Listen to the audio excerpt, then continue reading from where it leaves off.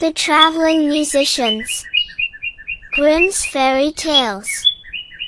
An honest farmer had once an ass that had been a faithful servant to him a great many years, but was now growing old and every day more and more unfit for work.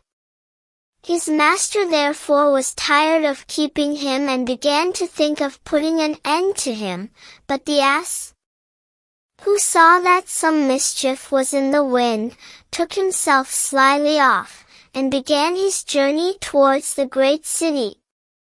For there, thought he, I may turn musician.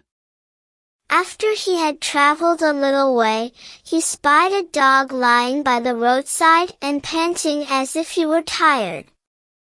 What makes you pant so, my friend? Said the ass.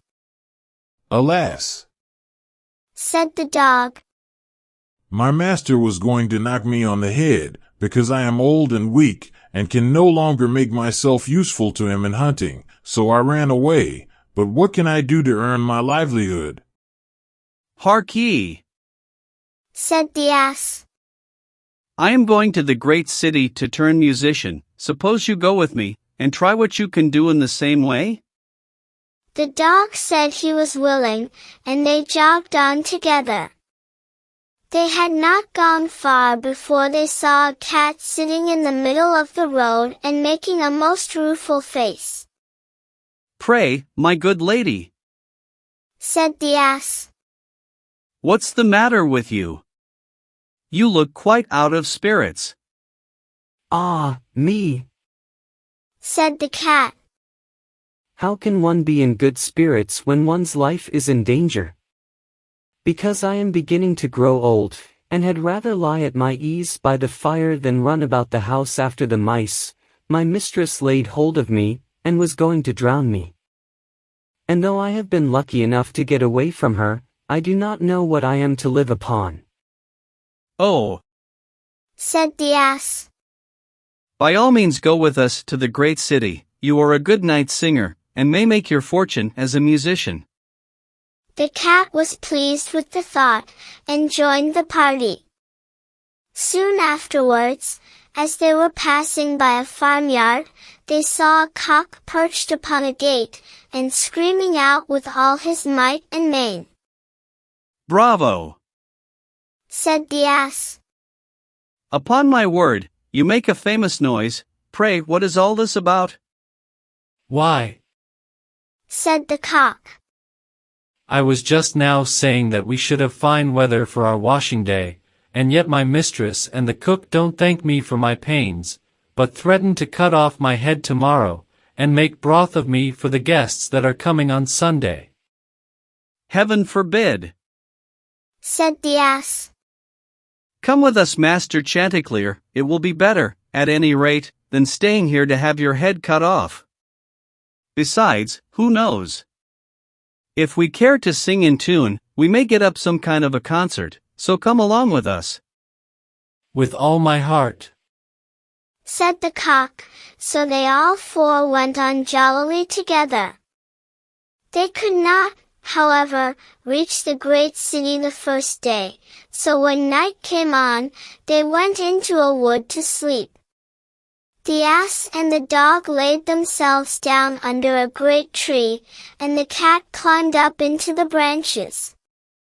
While the cock, thinking that the higher he sat the safer he should be, flew up to the very top of the tree, and then, according to his custom, before he went to sleep, looked out on all sides of him to see that everything was well. In doing this, he saw far off something bright and shining, and calling to his companion said, there must be a house no great way off, for I see a light. If that be the case, said the ass, we had better change our quarters, for our lodging is not the best in the world. Besides, added the dog, I should not be the worse for a bone or two, or a bit of meat. So they walked off together towards the spot where Chanticleer had seen the light, and as they drew near it became larger and brighter, till they at last came close to a house in which a gang of robbers lived. The ass, being the tallest of the company, marched up to the window and peeped in. "Well, donkey," said Chanticleer. "what do you see?" "What do I see?" replied the ass. "Why, I see a table spread with all kinds of good things, and robbers sitting round it making merry." "That would be a noble lodging for us," said the cock. "Yes," said the ass. "if we could only get in." So they consulted together how they should contrive to get the robbers out, and at last they hit upon a plan. The ass placed himself upright on his hind legs, with his 4 feet resting against the window, the dog got upon his back, the cat scrambled up to the dog's shoulders, and the cock flew up and sat upon the cat's head. When all was ready, a signal was given, and they began their music. The ass brayed, the dog barked, the cat mewed, and the cock screamed, and then they all broke through the window at once, and came tumbling into the room, amongst the broken glass, with a most hideous clatter. The robbers, who had been not a little frightened by the opening concert, had now no doubt that some frightful hobgoblin had broken in upon them, and scampered away as fast as they could. The coast once clear, our travelers soon sat down and dispatched what the robbers had left, with as much eagerness as if they had not expected to eat again for a month. As soon as they had satisfied themselves, they put out the lights, and each once more sought out a resting place to his own liking. The donkey laid himself down upon a heap of straw in the yard, the dog stretched himself upon a mat behind the door, the cat rolled herself up on the hearth before the warm ashes, and the cock perched upon a beam on the top of the house.